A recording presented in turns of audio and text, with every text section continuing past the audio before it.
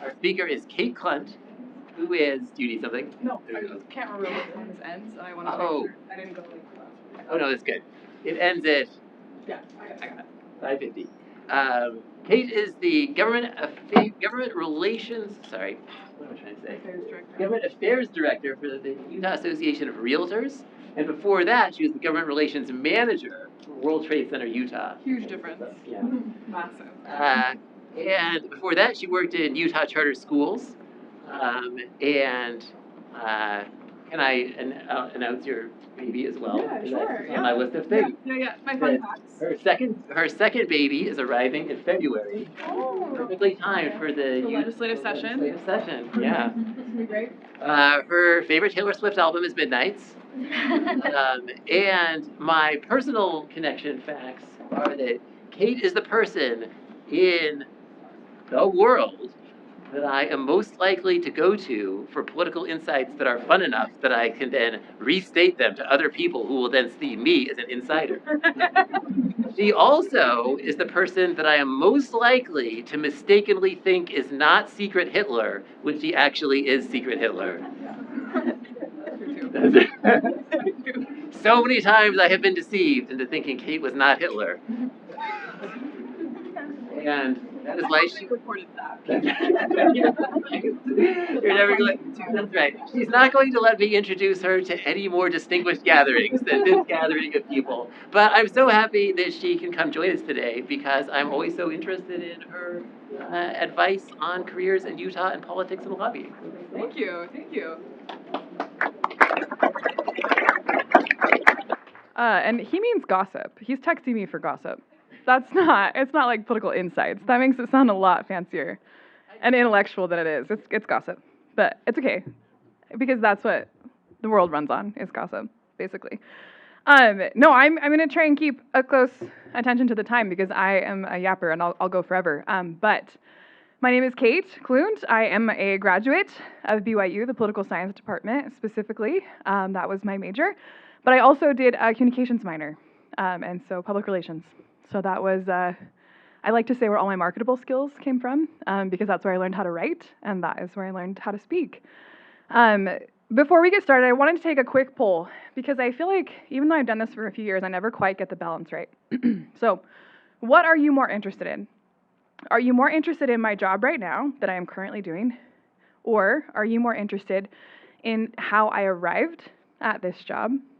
Or are you more interested in the skills that you think it takes to be a lobbyist? So if you're currently interested, we'll just combine those. If you're currently interested in my job and the skills it takes to be a lobbyist, raise your hand. If you're more interested in the path that I took to get to that job, raise your hand. Okay. It's almost 50-50. So I'll start with me being a BYU student. So I will not lie to you. I was not the best student. And you can ask many of the professors here if I was their best student, and they will tell you, no. She was really fun, though. But I liked school and I liked learning, but I really wanted to work. I really wanted a job. And all of that is to say that when I took the Media and American Politics class from Richard Davis, he had a guest speaker come, and her name was Angie Welling, and she had worked for both Governor Huntsman and Governor Herbert, and she was their press secretary, their communications director. And I was fascinated by her job because I was a huge West Wing fan. C.J. Craig was like my idol, and I didn't know that job existed on a smaller scale. I kind of thought like you had to go to the White House to do political science and communications. And it turns out that you didn't. It existed in Utah.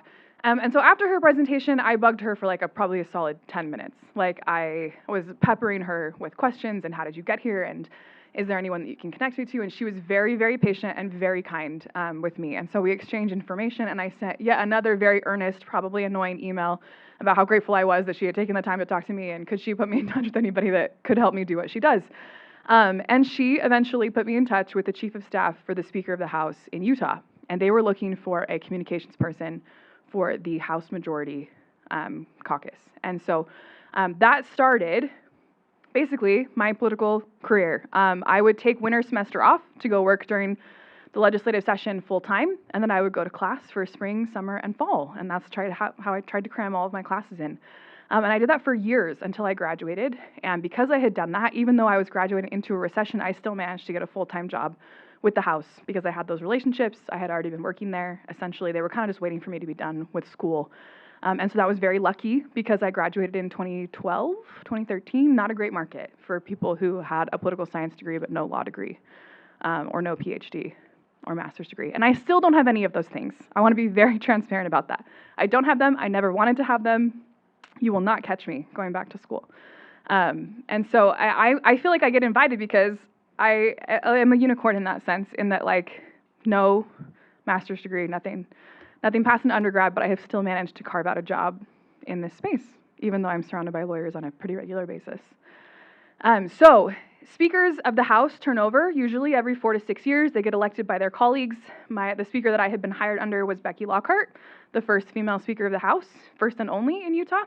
And so when her term was up, another speaker was elected. I worked for him for one session, but we weren't a good fit politically or just like staff-wise, and so I looked for another job.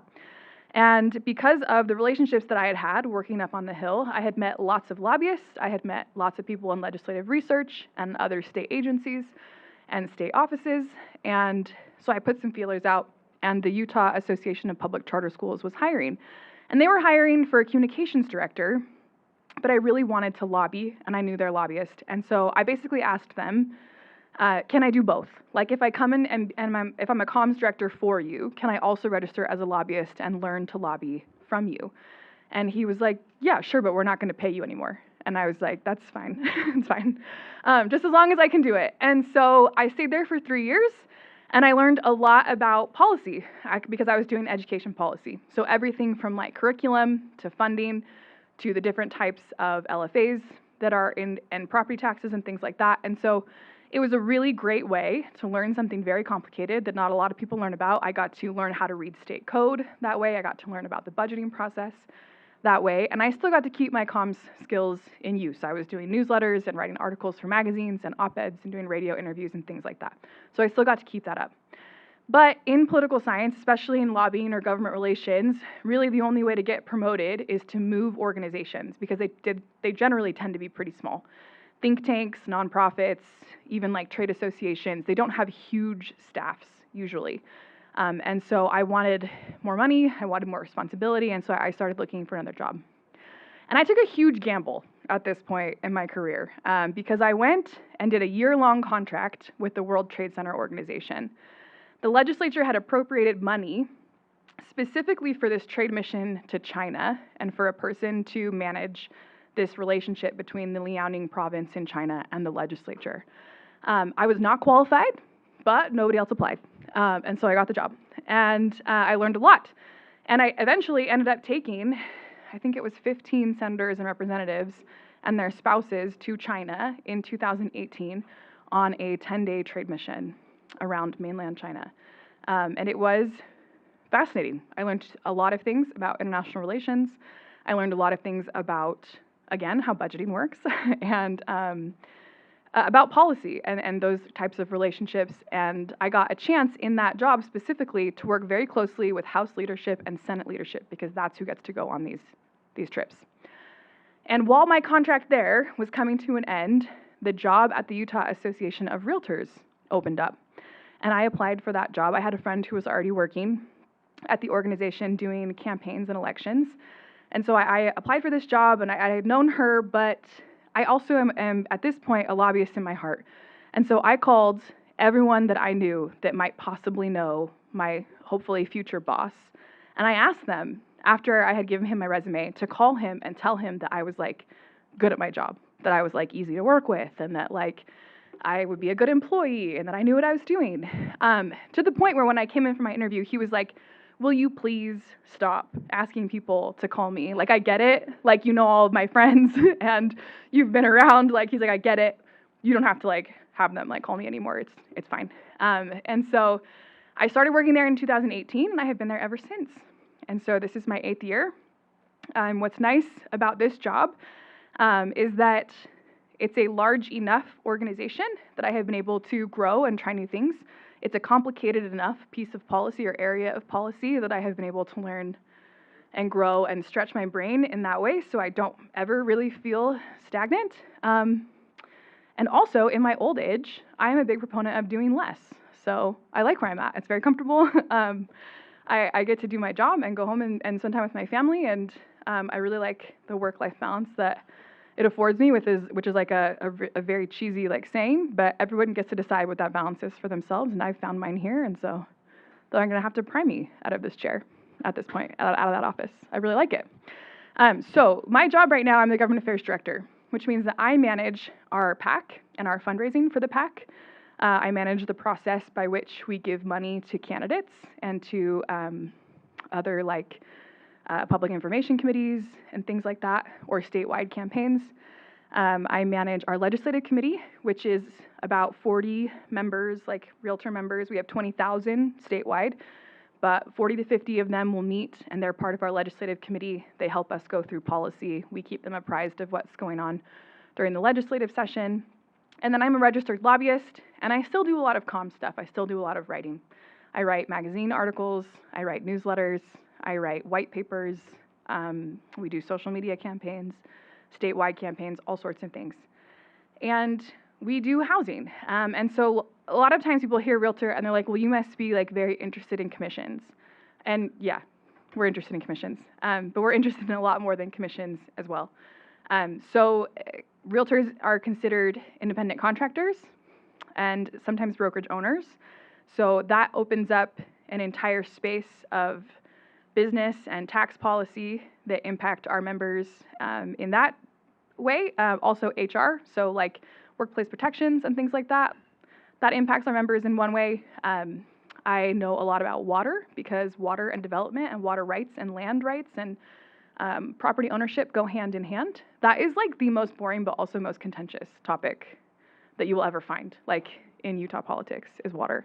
And I have like, I just wish I could come and like show just like a million videos, but there was a committee hearing a couple interim sessions ago that was like just a group of the oldest men that you've ever seen, like in your entire life, talking about the compact of like 1975 and then the compact of like 1924. And like that's the basis for a lot of these water rights are not even like recorded laws. There are these agreements between landowners and things like that. And so it gets very contentious and very heated over documents that people can't even like take out of a special frame anymore, or like that aren't really recorded anywhere else. So we also are very interested in housing affordability and housing development, because if there are no houses to sell, then realtors cannot get paid. And we are also really interested in, bizarrely, net neutrality, because that is how realtors advertise generally online. So that's a fun intersection where it's something I didn't know that I was going to learn about. Just the other day, I did a deep dive into public notaries and the notary code, because the Lieutenant Governor's office is going to revamp the entire notary code. That's also not something I anticipated that I would ever learn about. It's not that interesting. And then homeowners associations and all sorts of things. So we get to touch on so much. And I genuinely love it. It's really interesting. It's really cool. Most of my job is interacting with legislators and helping them understand the different policies that we champion and the different issues that we think that we have that they need to address. So we have 75 House members and 29 state senators, and then we have the governor's office, and we have the real estate division and commerce and all the different state agencies that we interact with as well. And with that, the legislature in particular, they're all part-time. Do you guys have any idea about how much they make a year? It's like $18,000. So they basically get reimbursed for time spent at the legislature and like gas money. And so they have day jobs. They are insurance adjusters, they're teachers, they're lawyers. Sometimes they're real estate developers. Like, it's not as many as you think. I think that there's like a fun narrative that that's like the vast majority of the legislature. Lawyers are the vast majority of the legislature. There are people who own like storage facilities, and there are people who are stay-at-home moms. There are all sorts of people who serve in the legislature. And they are expected to know about many, many, many different topics. And they don't, because that's not necessarily their area of expertise. And so they rely on different special interest groups and nonprofits and things like that to supply them with information about the things that they're going to be voting on. Because they introduce I want to say like 800 or 900 bills a session, and they pass 400 or 500 a session. And so they have to be able to read through those and understand what's going on in those bills, and to understand what they're budgeting for and those types of programs. And that can be very intimidating for someone who doesn't know about a certain area of expertise. And so it's my job to educate them about that. How many of you guys have seen Parks and Rec? Have you guys seen the episode where they're describing the child-sized soda because it is the size of a small child? That's like one of my favorite clips to share about lobbying, because that's like what people think that lobbyists do. And I will say that it varies state by state. And it's obviously very, very different in DC in terms of financial requirements and transparency and things like that. People in DC can take members of Congress on vacation if they want. That sounds like my actual nightmare. Like, I never want to go on vacation with a legislator ever in my entire life. That sounds like not a vacation. And so it really is different what people can do in DC versus what people can do in Utah. I have very strict guidelines in terms of the amount of money that I can spend per day on a meal for a legislator. It's not crazy. Like, I could not take them to Ruth's Chris. I could take them to like Cafe Rio and they could get a drink and a dessert, you know? But anyway, so it's pretty strict, and the reporting requirements are very strict. And we take an ethics test every year when we get licensed. There is a very robust complaint system if something happens, and legislators and lobbyists can make those complaints on either side. And it's pretty heavily regulated here in Utah. And I think that makes my job a lot easier, because then I'm not trying to work my way into the good old boys club and golf 3 or 4 times a week. I'm just sharing information, and I prefer it that way. And I will say that I have an incentive to be honest in my sharing of information, because I am back every single year. I am not a one-issue lobbyist or a one-issue activist. So their relationship and my relationship really hinges on whether or not they believe that they can trust what I'm telling them and the information that I'm giving them.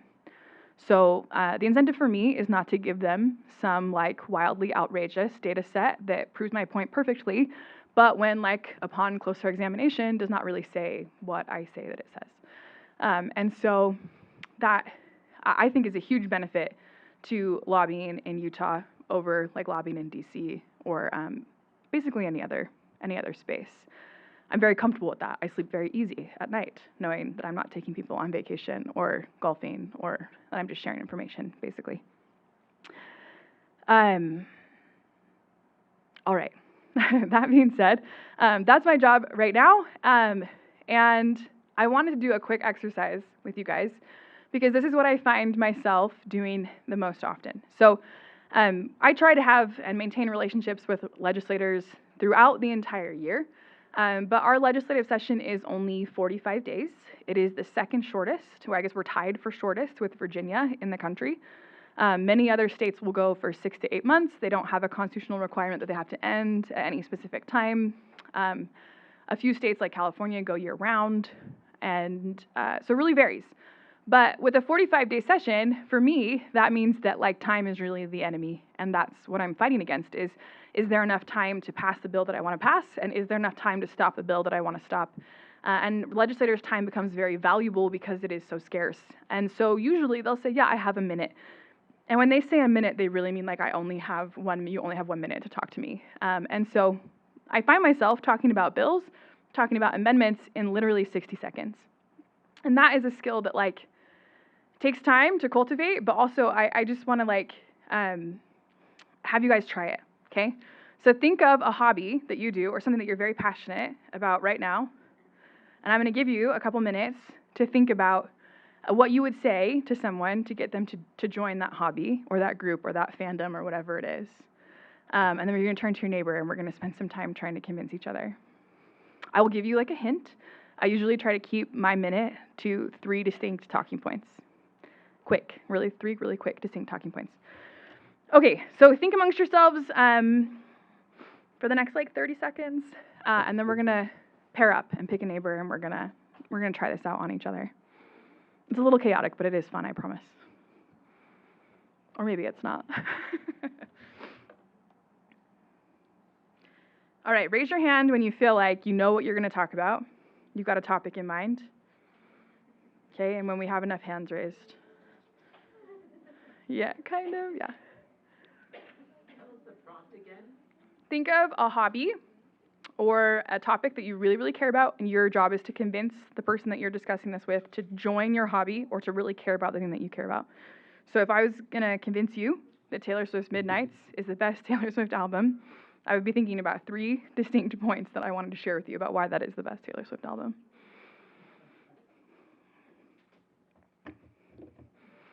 Okay, we feel good about it? Okay. All right, I'm going to set a timer. So we are going to choose one of you. Does everyone have a partner-ish?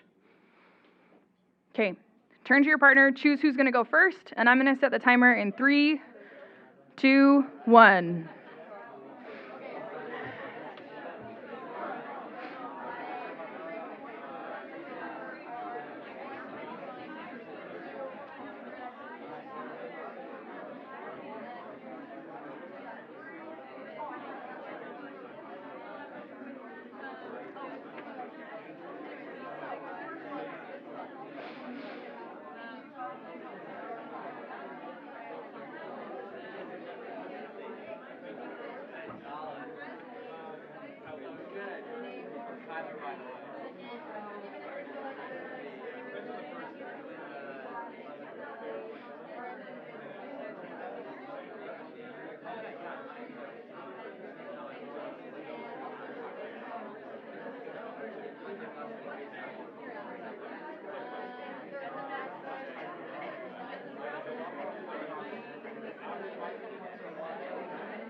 All right, time is up, and your legislator has gotten off the elevator.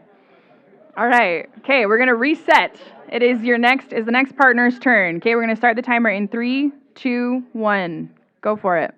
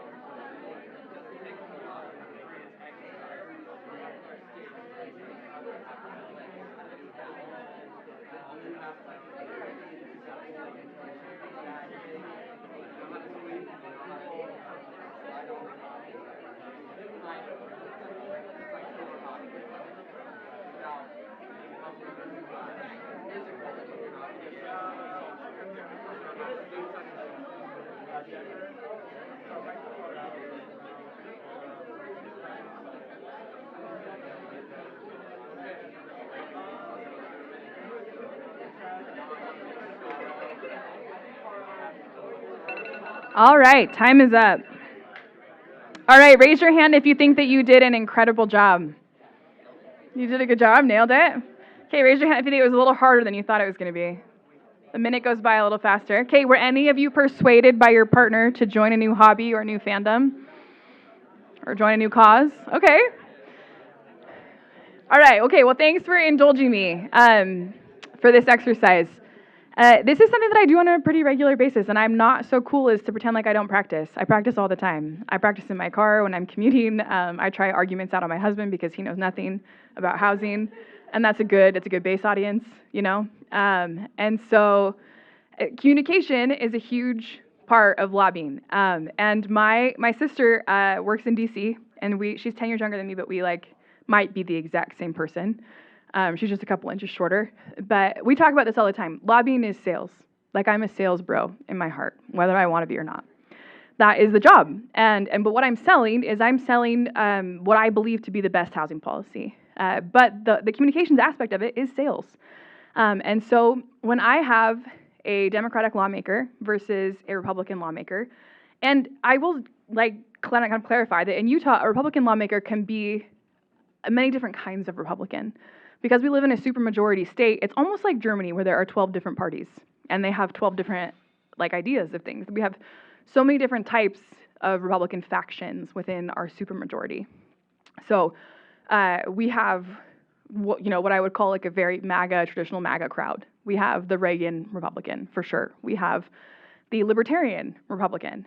We have the Republican that is very, very centrist because they live in one of the rare districts in Utah that could go either way, depending on the election. And then we have the rural Republican, which is really a Democrat. until you get to social issues. And so like they really run the gamut in terms of like what types of ideologies they have. And so I tailor my argument to whomever I'm speaking to. And I want to be very clear, I don't lie to whoever I'm speaking to, but I will choose what I think is going to be the most salient point for them, right? So when I'm talking about home ownership to a Republican, especially a Reagan Republican, I'm talking about how home ownership remains the biggest way to build wealth in this country. It is the easiest way for people to save for retirement and to build generational wealth moving forward. And that people who own homes are more connected to their community, their children do better in schools, they're less likely to need welfare programs, everything a Reagan Republican would love to talk about, right? When I'm talking to a libertarian-leaning Republican, I'm talking about private property rights and land use, and how the government spends too much time telling people how they should use their land, and that we don't have diverse housing options because cities are too involved in making sure certain types of people stay out of communities, and that that's not the idea of private property rights or what the Constitution had in mind when they were talking about property owners. And then when I'm talking about housing to a Democratic lawmaker, I'm talking about how, housing is a fundamental health and like human right. It's a thing that people need to be healthy, to be stable, and to participate in their community, and that without many different types of diverse housing, people cannot get to homeownership. And that generational wealth argument comes in again when I'm talking to Democrats as well. So all the things I told you are true. They're true things that our association believes, but they are messages that resonate with different types of lawmakers at different times. And knowing the people that you're talking to is as important as knowing what you're talking about. Because I have definitely tried out an argument on a person who was not having it. And they looked at me like, you're an idiot. I don't care about this. And it's tough, right, to shoot and like really have an airball like that. But it helps me understand them better. It helps me understand how to approach them better and kind of understand who's going to be on board with the bill, who's not going to be on board with the bill, where I need to spend my time convincing or where I need to spend my time negotiating, and who's like solidly in my camp, right? So I'm going to finish by telling you that like just some different kind of philosophies. I'm going to be a little self-indulgent, astonishingly self-indulgent probably in this moment. That just some lessons that I've learned over time. And I'll be very transparent about certain things. I'm 35. It used to drive me crazy when speakers would not tell us how old they were. Because I'm like, how am I supposed to measure where you are in your career or how successful, like what is attainable if you're so ambiguously like 40, like, no, you're middle aged, like I don't know, right? So I'm 35 and I'm married, right? So in the beginning of my career, I could afford to take very low paying jobs because my husband had a good paying job. So that's a certain amount of like financial privilege in terms of like chasing jobs or taking risks, which is not the same for everyone. And then I will also say that like there are definitely things that I have been asked to advocate for that I personally do not agree with, right? And those can be really difficult conversations to have. They can be difficult things to come to terms with. But when I chose lobbying as a career, I knew that there was never going to be any one space, unless it was just my own opinions that I was advocating for, where I would agree with them 100% of the time, right? People identify as Republican. They probably don't agree with every Republican argument or talking point or decision. It's the same with Democrats, left, right, whichever. And so if this is a career path that you choose, that is something that you're going to have to grapple with. I've gotten very lucky in terms of where I've landed. It's really easy for me to advocate for housing because I do consider it a public good and a necessary thing for both our economy and for the health of the people who live in Utah. And so I landed somewhere where it was easy for me to do this, and that has made my job satisfaction a lot better. If I were a contract lobbyist and I had to take whomever came into the door, for example, if I had to work on a bill that made it legal for you to have a pet monkey domestically, that would be tough because it's stupid and probably dumb and bad for the monkey. Like, that would be rough. But if I put myself into a position where I have to kind of just like take whatever contract comes to me, that's something that I've decided that I'm okay with that. And there are definitely lobbyists who are like that. They will take anybody who comes in the door, as long as they come with a credit card that runs or a check that doesn't bounce. The other thing is, I chose to do something long-term as a career that I was good at. And it sounds a little bit like I'm bragging, but like I chose something that was a natural fit for my personality and my skill set and my interests. If I hadn't, I would be like the least successful Broadway star that you had ever met in your entire life, right? I would have 7 roommates in Brooklyn. I would be doing temp jobs and trying out for things that I had like not a hope of landing. So when people say do what you love, I think that that is very sweet advice. I also think that you should do what you're good at, because being good at something brings its own kind of satisfaction and its own kind of stability.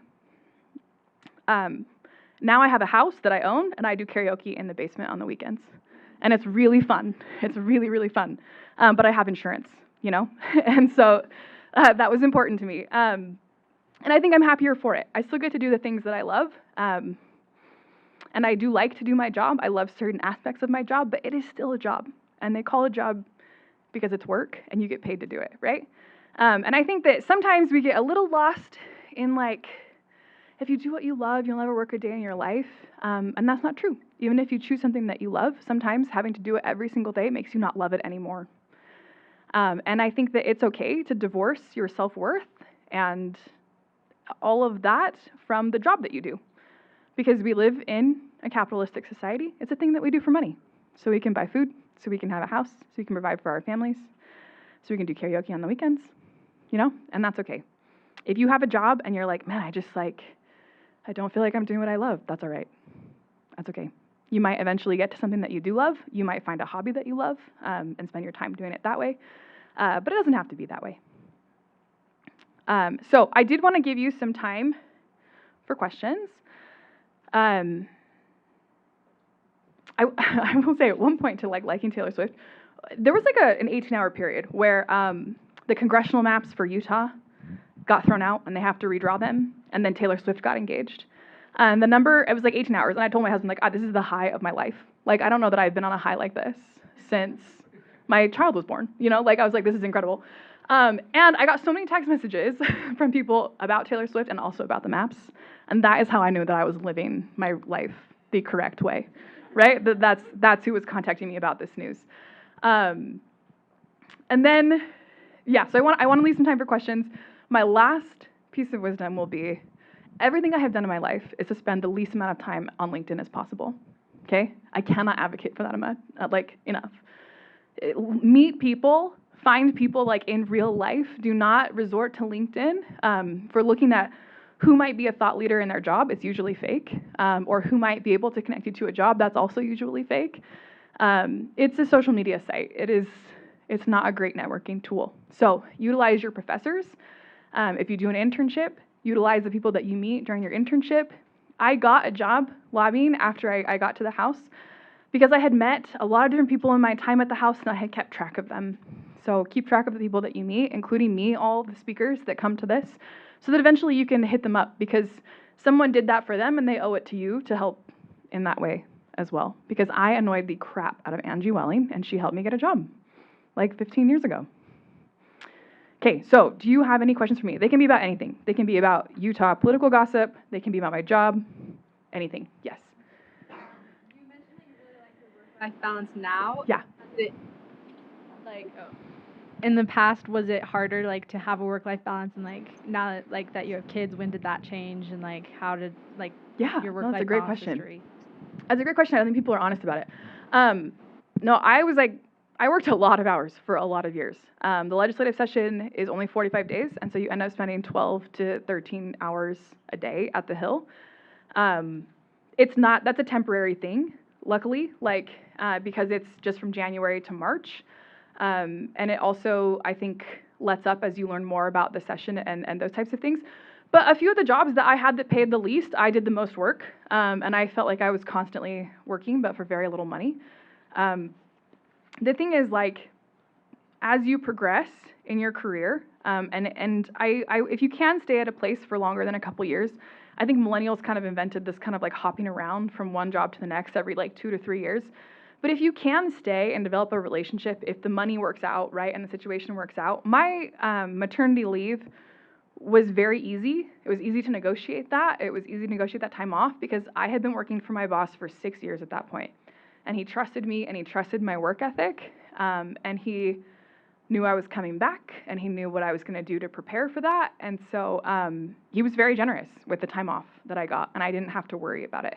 So if you can create those relationships with your boss, because paternity leave and maternity leave can vary so much from like place to place, that can be really helpful. And staying at a job that long can be very helpful. But I will say that like since having a baby, I probably pulled back to doing like 80% instead of 100%. Nobody has noticed. So if you can do 80 instead of 100, definitely do that. Like, I think in my head, I was like, you have to be doing like 110, 120% every single time to like get noticed. And the thing is like, if you are competent and consistent and stable, you'll be recognized for that. And I think it goes a long way. I also think like being a pleasant person to work with goes a really long way.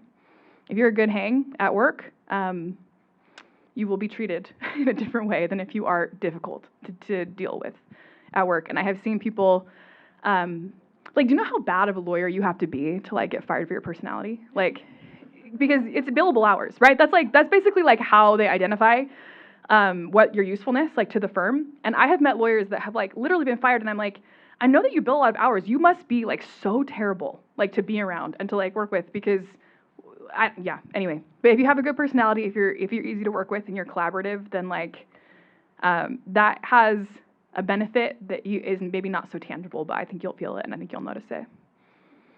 Yeah. Okay. My question is more like for like getting a job, getting placement. Do you think it's more beneficial to have like a judicial degree or a PhD, or do you think you can go the same route you did? Like, would you recommend that, I guess? That's a really good question. So there are networking opportunities as part of those master's degree programs or as part of like law school or like business school that you may not get if you choose not to go that route, right? Like I don't have colleagues from a law class that we all graduated together and now they're at all these firms, and like I didn't make connections that way because I didn't go to law school.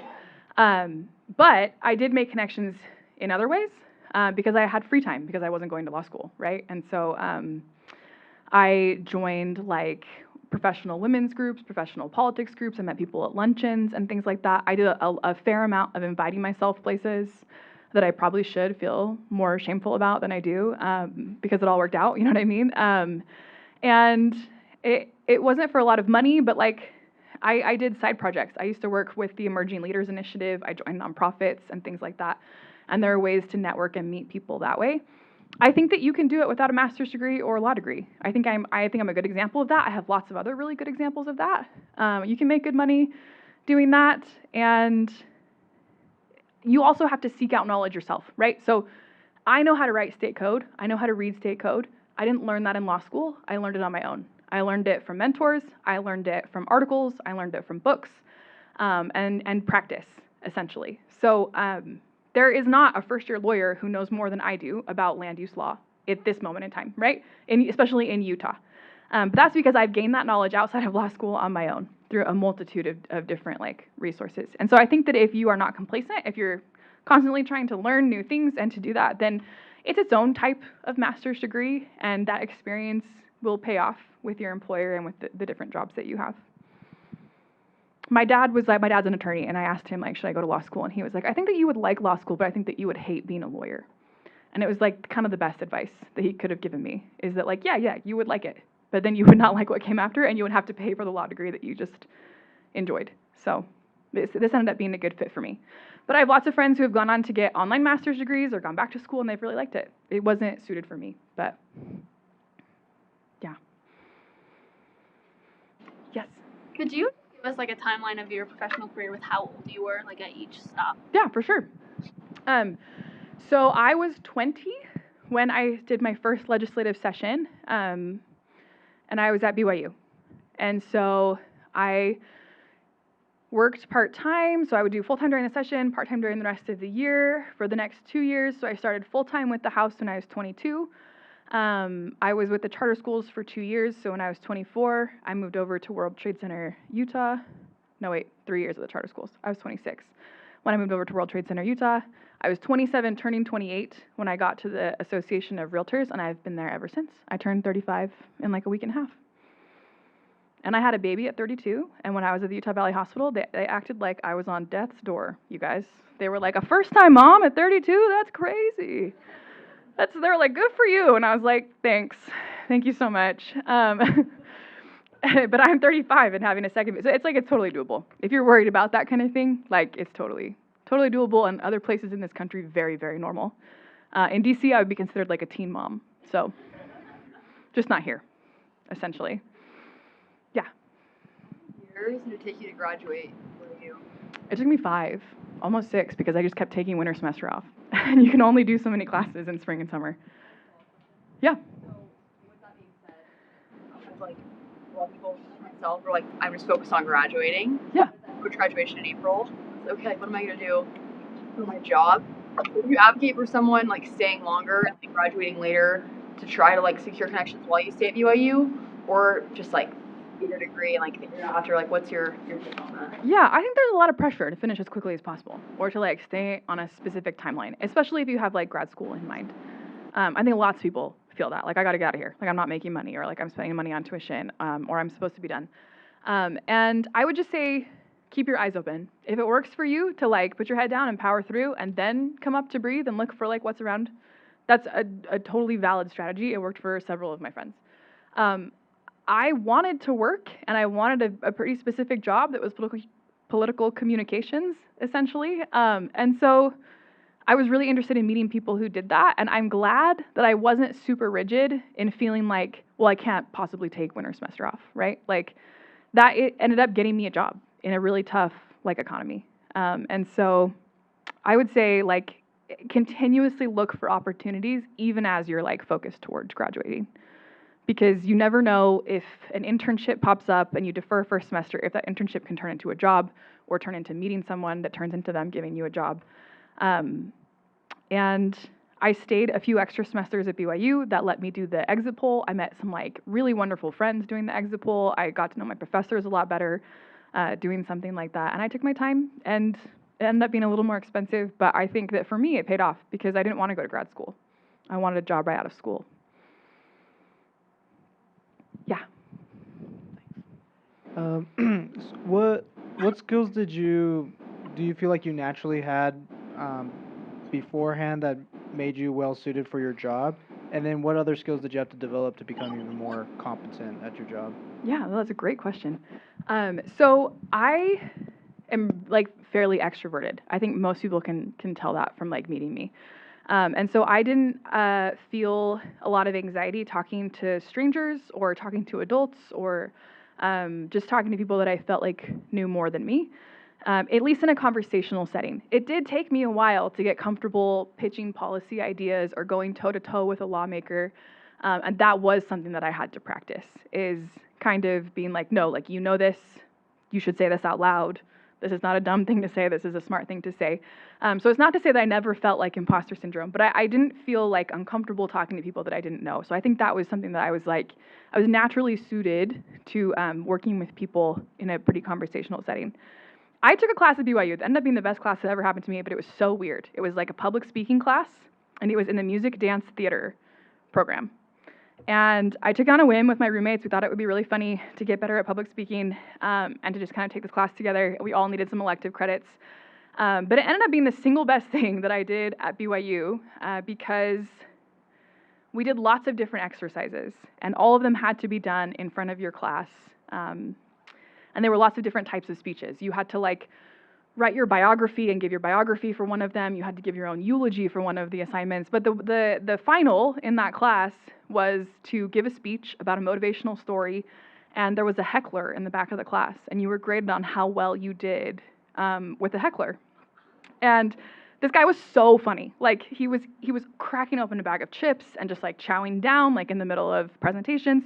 He was like tapping his pen in like the most obnoxious way. He would get up and go throw things away and just kind of like walk in front of people. But it put you on the spot in a way that made you have to adapt, and you were graded on how well you adapted. And conversations and like presentations rarely happen in this like very perfect microcosm of like everyone is paying attention to you and everyone is quiet and you're going to remember everything that you wanted to say and nothing is going to go wrong. And so being able to learn like how to think on my feet and be comfortable in front of people was really valuable, and I did it as like a joke with my roommates. And so if you can take a class like that, take a class like that. Or do improv, I guess. That might cure you of it too. But thank you so much, you guys.